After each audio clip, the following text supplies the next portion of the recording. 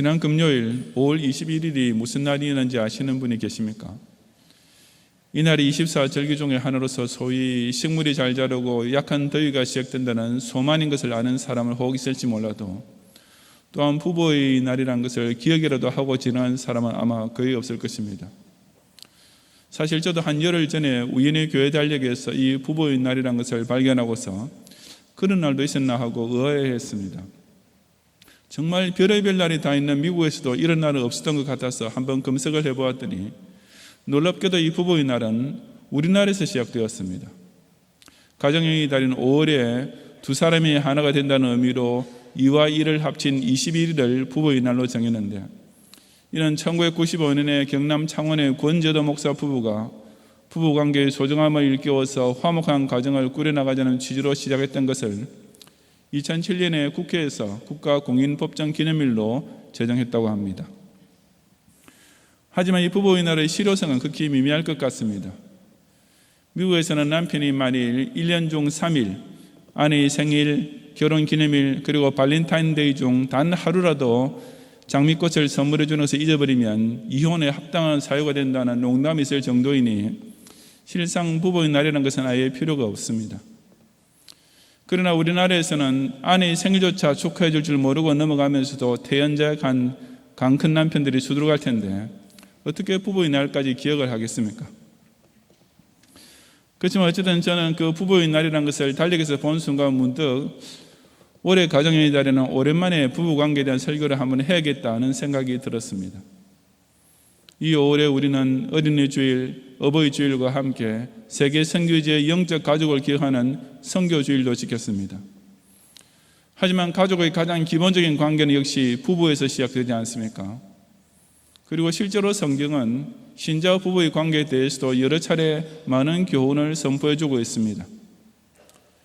이 시간 저는 신자 부부가 피차 아내로서 그리고 남편으로서 지켜야 할 대의와 도리를 함께 상고함으로써 이 소중한 가정의 기반을 더욱 든든히 다지는 은혜를 나누고자 합니다.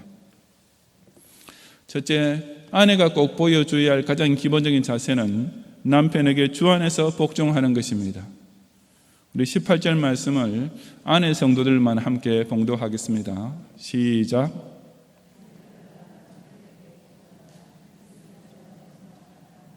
아멘. 여기 복종하라고 번역된 헬라어 단어는 나중에 20절에서 자녀에게 주는 명령에 나오는 순종하라는 말과는 조금 다른 것으로서 어떤 권위에 따르라는 뜻입니다. 성경 여러 곳에서 가르치고 있는 대로 남자가 먼저 창조되었으며 여자가 남자를 위하여 지어졌고 여자가 남자에게서 났으며 여자가 먼저 범죄하였고 여자는 남자보다 더 연약한 그릇이며 또한 하나님께서 남자를 여자의 머리로 정하신 까닭에 남편에게는 가정의 제사장으로서의 영적 권위가 주어졌습니다. 즉 이 복종은 종려나 심부름꾼 같은 종속적 위치에 따른 의무가 결코 아니라 하나님께서 창조 때부터 세워놓으신 가정의 영적 질서에 근거하고 있는 것입니다. 그러면서 이어지는 하반절에서는 이는 주 안에서 마땅하니라고 간단하면서도 아주 강력하게 그 복종의 도리를 강조했습니다. 왜 그처럼 아내에게만 일방적으로 복종하라고 요구하는지 무슨 자세한 이유라도 설명해 줄 법한데 그것이 아니라 항의는커녕 아예 무슨 이의조차 함부로 제기하지 못하도록 이것은 주 안에서 마땅히 아내가 지켜야 할 자세이다 라고 단정짓고 있습니다. 즉 적어도 예수님을 믿는 아내라면 지극히 당연히 여기고 무조건 따라야 할 명령이라고 아예 주님의 이름으로 못 받고 있는 것입니다. 이처럼 아내는 마땅히 남편의 영적 권위에 복종해야 한다는 명령에는 무슨 복잡한 설명이 필요 없습니다. 그것은 주님께서 친히 만들어 놓으신 부부의 창조 원리에 따른 것이요 아내 쪽에서 마땅히 지켜야 할 본연의 자세이며 기본적 윤리일 뿐인 것입니다.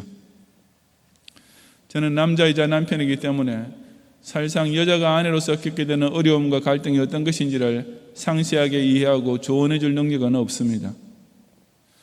하지만 성경은 부부 사이를 바르고 행복하게 유지하고자 하는 아내에게 다른 그 어떤 실제적이고 유용해 보이는 조언들은 마다하고 그저 남편에게 복종하라는 이 한마디 명령만 선포해 주고 있습니다. 물론 복종하라는 말은 부부 관계에서뿐 아니라 그 어떤 경우에도 듣기 좋은 소리는 아닙니다. 그런데도 하나님께서 유독 이 한마디 말씀만으로 신자 아내에게 부부 생활의 상담을 해주신다면 이 명령 역시 분명히 소중한 진리일 것임이 틀림없습니다. 다시 말해서 남편에게 복종하라는 이 말씀은 남편이 아내를 억압하기 위해 스스로 지어낸 말이 결코 아닙니다.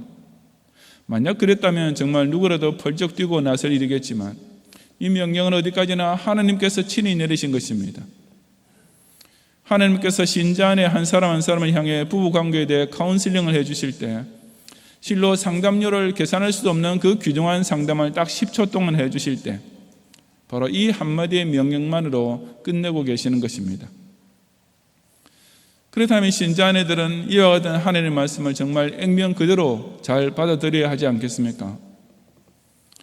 아무리 남편에게 복종하라는 말씀만 가지고는 시원치 않고 뭔가 불만스러워 보인다 하더라도 사실을 알고 보면 절대 그렇지 않음을 깨닫고 믿어야만 합니다. 어쩌면 아내로서 남편과의 사이에서 발생하는 온갖 복잡하고 어려워 보이는 모든 문제가 바로 이 복종하라는 명령 하나를 제대로 수행하지 못하는 데서부터 다 기인하고 있는지도 모릅니다. 저도 남자로서 확실하게 한 가지 말씀드릴 수 있는 것은 그 어떤 남자도 자존심만은 꼭 세워줘야 한다는 사실입니다. 그 자존심이라는 것이 꺾이게 되면 대부분의 남편은 자신감을 상실하고 자연히 남자다운 구실을 할 수 없게 됩니다. 다른 사람 앞에서 무시를 당해도 그렇지만 더욱이 자기 아내한테서까지 경멸을 당하면 정말 삶았다 떨어지게 되기 마련인 것입니다. 그러니 지지리도 못난 남자라고 생각되는 남편이 혹 있다면 그럴수록 그 아내만이라도 그 못난 남편을 존경하고 높이 받들어주고 격려해 주어야만 그 남편이 잘난 남편으로 바뀔 수 있는 가망성이 생기게 됩니다. 바보온달과 평강공주 이야기가 바로 그 대표적인 사례가 아니겠습니까? 그 진짜로 못난 바보가 그런 공주로부터 사랑과 존경과 격려를 받게 되니 그냥 갑자기 자신감이 솟아오르고 꾸준히 노력하게 되어서 결국 기적처럼 일국의 장군이라는 큰 인물이 될 수 있었던 것입니다. 오늘 본문의 19절을 이어지는 20절과 함께 나란히 두고 보면 한 가지 특별한 패턴이 발견됩니다. 남편과 아버지 입장에 비교한다면 아내와 자녀가 상대적으로 약자의 처지에 있으며 또한 종속적 위치에 있는 가족 구성원들인데 본문에서는 각각 아내와 자녀에 대한 교훈이 먼저 나오고 있다는 사실입니다. 권위와 힘은 남편과 아버지 쪽에 항상 있기 마련인데 틀린 것을 지적하고 교훈하는 말씀만큼은 유독 남편과 아버지가 아니라 아내와 자녀에게 먼저 내려진 것입니다. 좋은 것은 항상 남편에게 먼저 돌아가고 무슨 잘못하는 일을 꾸중할 때는 이처럼 안 그래도 서러운 처지에 있는 아내부터 주신다고 섭섭하게 여겨지십니까? 하지만 저는 본문의 교훈이 이런 순서로 기록된 것을 다음과 같이 적용해 보고 싶습니다. 우리는 누구나 다 원칙적으로 남편이 아내보다 위에 있고 부모가 자녀보다 위에 있음을 잘 알고 있습니다. 하지만 그런 까닭에 아래쪽에 있는 사람은 그 관계가 어떻게 잘못되면 그 모든 책임을 무조건 위로만 돌리기 쉽습니다. 부부 관계가 원만치 못할 때 아내는 생각하기를 당연히 권위 있고 주도권 있는 남편 쪽에 그 문제를 해결할 책임과 힘이 있는 것이고 자기 쪽에서는 아무리 용을 써보았자 헛수고라고 미리 발뺌하고 포기해버리는 것입니다. 어쩌면 바로 그런 핑계를 대지 말라고 성령께서 일부러 아내와 자식을 향해 복종하고 순종하는 도리를 먼저 일깨워 주시는 것이 아니겠습니까? 우리나라의 어느 유명한 기독신자 교수님께서 윗물은 더러워도 라는 재미있는 표현을 쓰셨습니다. 원래 윗물이 맑아야 아랫물이 맑다는 말은 윗사람이 스스로 좋은 본을 보이라고 생긴 격언인데 우리나라 사람 중에는 이 말을 아랫사람이 자기 편에서 노력해야 할 일을 미리 포기하는 데 변명처럼 삼고 있다는 것이었습니다. 즉 잘못되는 일이 있기만 하면 다 조상 탓이요 다 정치 지도자 탓이라고 윗물 들어온 것만 탓을 하고 그러니 내가 좀 더럽히더라도 당연한 것이라고 핑계하는 버릇이 들었다는 것입니다. 그러므로 이 사회가 정말 잘 되기 위해서는 이 격언을 없애버리고 윗물은 더러워도 아랫물이라도 맑아지자 라는 식으로 바꿔야 한다는 말씀이었습니다. 참 의미 깊은 지적이 아닙니까? 저는 이것이 부부관계에서 아내 신자도 꼭 한번 새겨보아야 할 자세라고 생각됩니다. 남편은 자기를 잘 사랑해주지 않는다 하더라도, 남편은 무능력하고 변변치 못하다 하더라도, 혹 남편은 남편 구실도 제대로 못하고 아내를 괴롭히기까지 한다 하더라도 그 남편에게 모든 탓을 다 돌려버리지만 말고 아내 편에서부터 먼저 노력하고 아내 쪽에서만이라도 그 남편을 존중해주는 부부의 대의와 정결을 발휘해야만 그 부부 사이에 희망이 있을 것이기 때문입니다. 세상 사회에서 떠도는 수많은 조언보다 그저 남편의 영적 권위에 복종하라는 이 명령 하나 안에 아내로서의 모든 기본과 미래가 다 달려있다는 주님의 말씀을 아무 가감 없이 그대로 받아 지킴으로써 부부관계를 회복시키고 발전시키는 일에 오히려 먼저 주도권을 발휘하는 아내 신자들이 되시기를 바랍니다. 둘째로, 남편이 잊지 않고 지켜야 할 가장 중요한 도리는 아내를 괴롭히지 않고 사랑하는 것입니다. 이어지는 19절을 이번에 남편 성도들만 함께 봉독하겠습니다. 시작. 아멘. 남편들을 향해서는 다른 어떤 조언 대신 우선 아내를 사랑하며 라는 말씀이 주어졌습니다.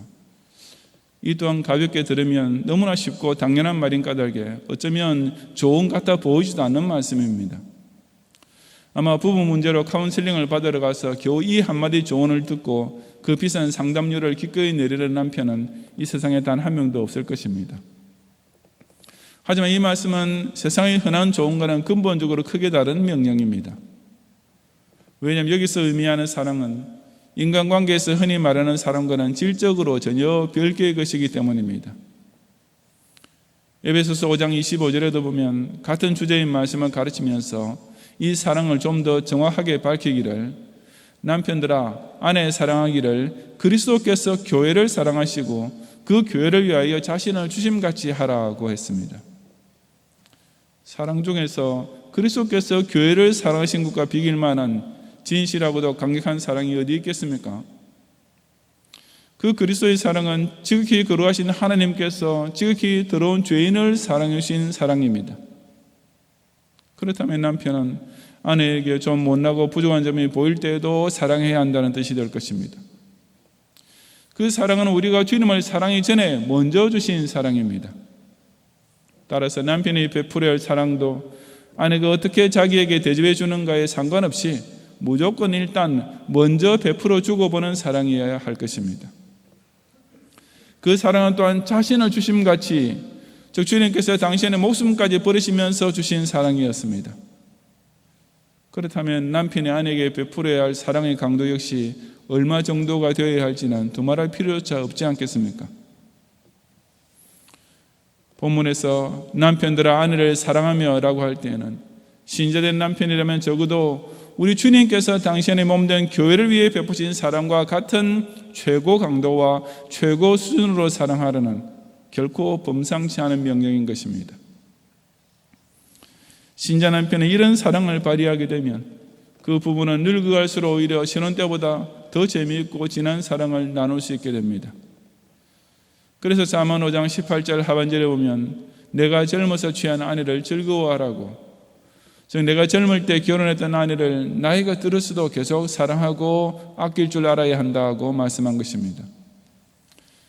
이어지는 19절에서는 한술 더 떠서 자기 아내를 암사슴과 암노루처럼 생각하고 그의 품을 항상 족하게 여기며 그의 사랑을 항상 연모하라고까지 했습니다.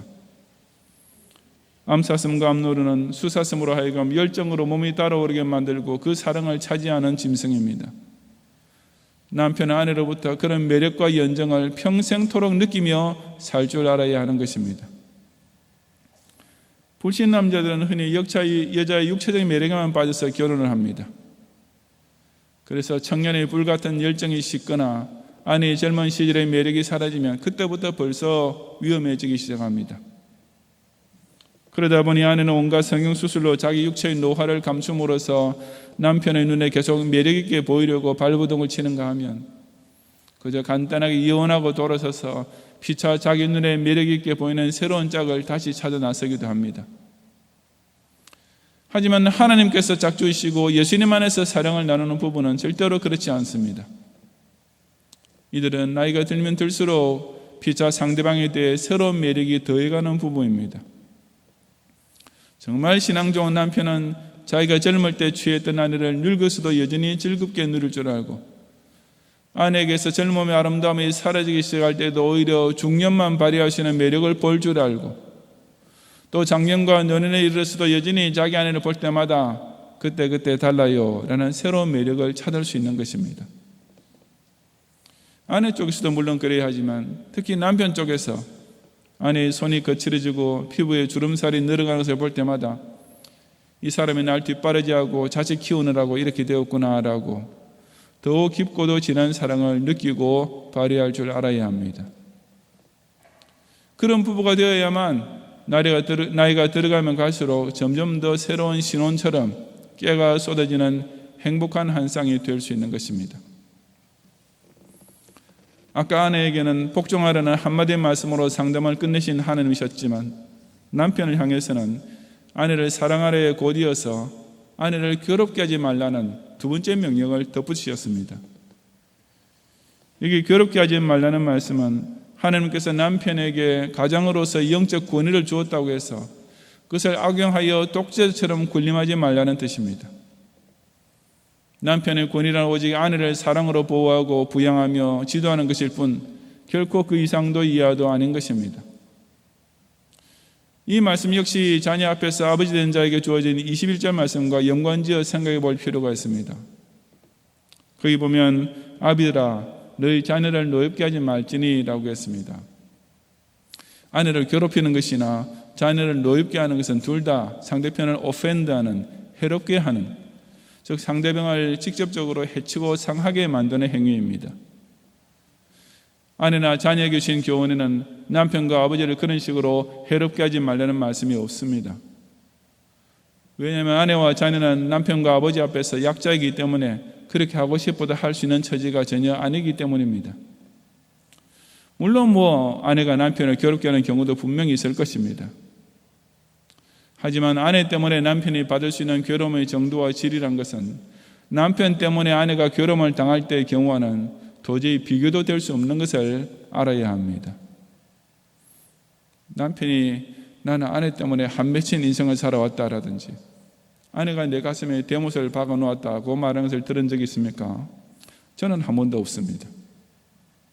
그러나 그 반대의 경우는 아주 많이 듣기도 했고 아주 많이 보기도 했습니다. 약한 쪽 때문에 강한 쪽이 괴로움받는 것은 정신적인 갈등에서 끝나는 것이지만, 강한 쪽 때문에 약한 쪽이 괴로움을 당할 때는 정신적으로는 공포에까지 이를 수 있으며 육체적으로도 학대를 당할 수 있기 때문입니다.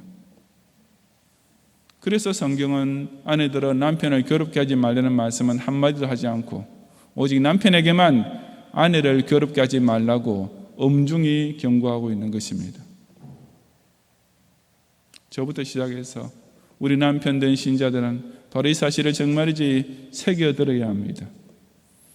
하나님께서 우리 남편에게 가정으로서의 권위와 힘을 주신 것은 분명한 사실이지만 우리가 그것을 잘못 사용하면 자기도 모르는 사이에 자기의 가장 가까운 가족을 일방적으로 극히 괴롭힐 수 있는 위치에 있습니다. 권력을 쥔 자가 이것을 망가하면 얼마나 많은 사람에게 고통을 주는지는 옛날의 왕정이나 근래의 군사 독재 정권이나 현재의 공산 독재제를 통해서도 너무나 잘 볼 수 있지 않습니까? 남편도 아내에게 그와 똑같은 엄청난 괴로움을 줄 수 있습니다. 우리 남편들이 아무렇지 않게 내뱉는 차가운 말, 넌 모르면 가만히 있어.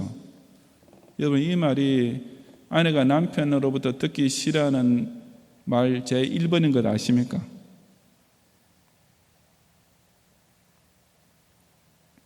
그런 말 한마디가 아내의 가슴에 진짜 대못을 받고, 우리 남편들이 힘든 일과를 마치고 귀가한 후 몸이 피곤하다는 핑계로 잠자리 들기 전까지 아내에게 정다운 말 한마디도 하지 않는 무관심이 아내의 평생을 과부 아닌 과부처럼 외롭게 살도록 만들 수 있는 것입니다. 자기의 아내, 세상에서 그 누구보다 사랑하고 아끼고 귀히 여겨야 할 자신의 반쪽 같은 아내에게 이처럼 남편 본인은 미처 의식도 못하는 가운데 많은 괴로움과 고통을 안겨주고 자기는 보지 못하는 가운데 뒤돌아서서 피눈물을 흘리게 만들고 있지는 않은지 남편 된 신자는 이 말씀을 통해 정말 솔직히 되새겨 보아야 합니다. 이 말은 그런 답답한 남편에게 신물이 날떠러난 아내들이 저더러 여러분 남편들에게 꼭 전해주라고 부탁하는 말입니다. 남편이 아내를 하루만 행복하게 해주면 아내는 남편을 1년 내내 행복하게 해줄 텐데 남자들이 그걸 몰라요 라고 말입니다. 아내를 어떻게 행복하게 해줄 수 있습니까? 여러분 모르시나요? 제가 가르쳐 드려야 되나요? 어렵지 않아요. 간단한 일, 소소한 일에 남편이 아내를 생각해주고 아껴주는 표를 내면 됩니다. 예를 들자면 식사할 때마다 항상 맛있다고, 밥 한 끼 먹을 때마다 최소한 2번은 맛있다고 얘기해야 돼요. 식당에서 밥을 먹으면 남편 자기 좋아하는 것만 가득 씌워놓고 다 먹지 말고 메뉴판을 아내한테 먼저 주면서 당신이 좋아하는 거 마음대로 골라 라고 해야 됩니다. 당연히 길 갈 때 차도편에 서서 아내를 보호하는 것은 기본이고요.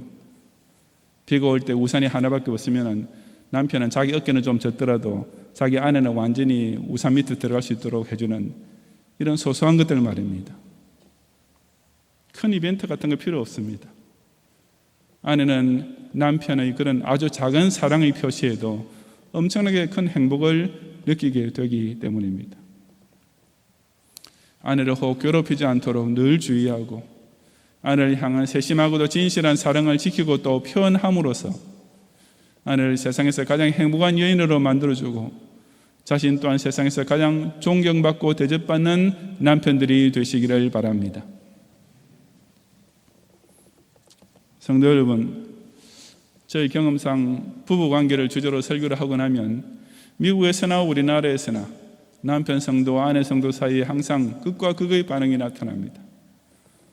아내 성도들은 하나같이 오늘 설교가 정말 은혜로웠다고 하면서 눈물까지 흘리는 분도 있는가 하면 남편 성도들은 다 시큰둥합니다. 우리 장로님들도 좀 시큰둥하신 것 같지 않아요? 설교 직후뿐 아니라 어느 정도 시간이 흐른 후에 설교 말씀을 생활에서 체험하는 정도를 보아도 마찬가지입니다. 제가 미국에서 개척교회를 하면서 어느 주일에 남편의 1년 중 딱 하루 아내 생일만큼은 꼭 기억해 두었다가 장미꽃 한 다발과 함께 돈봉투를 선물해 주면 나머지 364일 내내 아내로부터 정성 어린 대접을 받을 수 있다는 말을 설교 중에 해줬습니다. 몇 달 지난 후에 그 교회의 유일한 장로님의 아내 되신 권사님에게 올해는 장로님이 생일 선물을 해주시던가요? 라고 내심 기대를 하면서 물어보았습니다. 그 권사님의 대답은 오늘 내 생일인데 아무것도 안 해주세요 라고 했더니 장로님이 퉁명스럽게 생일에 밥 먹여주나? 라고 쏘아보시더라는 것이었습니다. 거의 비슷한 일이 제가 경력교회 부임한 이후에도 벌어졌습니다. 어느 주일 설교 중에 남편 성도들에게 똑같은 조언을 해준 후에 몇 달 뒤 경양교회에서 교회 가부장적인 남편으로 알려진 장로님 2분의 아내 권사님들한테 제 설교를 듣고 남편한테서 조금이라도 어떤 변화가 있었는지 넌지시 물어보았습니다. 하지만 2 권사님 모두 쓴웃음을 지으면서 고개를 절레절레 흔들었고 저희 설교가 전혀 씨가 먹히지 않은, 용서해 주십시오, 전혀 열매를 맺지 못하는 그 쓰라린 경험 때문에 저는 한동안 부부관계에 대한 설교를 하지 못하고 있었습니다. 그러다가 서론에서 말씀드린 것처럼 부부의 날이라는 것을 우연히 알게 되면서 이것이 혹 부부관계에 대해서 설교를 하려는 하나님의 계시가 아닐까라는 생각이 들어서 남편들이 듣든지 아니 듣든지 오늘 다시 한번 용기를 내어서 이 말씀을 전하고 있는 것입니다. 실로 성경이 가르치는 교훈은 세상의 결혼 상담소 카운셀러가 해주는 조언과는 너무나 다르지 않습니까? 아내는 남편에게 복종하라, 남편은 아내를 사랑하라는 이 말씀을 불신자들이 들으면 무슨 이런 구식 사고방식을, 이런 뻔한 말을 조언이라고 하고 있나 하고 경멸하며 코웃음 칠 것입니다. 이들은 부부관계를 철두철미하게 평등하게 만드는 것만 가장 중요한 일이라고 생각하기 때문입니다. 모든 인간관계에서 차등은 불행하고 평등이 행복하다라는 것이 오늘날 현대인에게는 건드릴 수 없는 부동의 철칙이요 절대적인 윤리가 되어 있는 것입니다. 하지만 정말 항상 그렇겠습니까? 부모와 자식 관계에서도 모든 차등이 철폐되고 철저하게 평등해지면, 부모하고 자식이 서로 맞먹으면 정말 그 사이가 행복하게 되겠습니까? 예수 그리스도를 머리로 모시고 성도는 그 지체가 되어야 마땅한 교회도 그 엄연한 차등인 관계가 차등을 완전히 없애버리고 예수님과 성도가 서로 맞먹어야 진정 은혜로운 교회, 복스러운 신앙생활이 될 것 같습니까? 말도 안 될 헛소리입니다. 평등해야 행복하게 되는 관계가 있는 것처럼 차등해야 제대로 정립되는 관계도 분명히 있는 것이며, 문제는 하나님께서 원래 그 관계의 창조 질서를 어떻게 만들어 놓으시는가에 있는 것입니다. 애당초 부부라는 관계를 창조하신 하나님께서 친히 주시는 이 명령만 잘 지키면 누구라도 그야말로 완벽한 한 쌍이 될 것임에 틀림없습니다. 아내는 복종, 남편은 사랑, 이것만 각각 꼭 기억하고 바로 따르면 모든 부부 생활의 문제는 원천 봉쇄될 것이며 실로 화목하고 행복한 가정을 이룰 수 있습니다. 자기를 그리스도께서 교회를 대하듯이 사랑해주는 남편에게 복종하는 것은 아내에게 결코 부담이나 고익이 될 리가 없지 않습니까? 또한 자기를 그처럼 영적으로 인정해주고 존중해주는 아내를 둔 남편은 더욱 자기 아내를 아끼고 귀히 여기는 가운데 가정인 제사장과 가정으로서 힘을 발휘할 수 있을 것이기 때문입니다.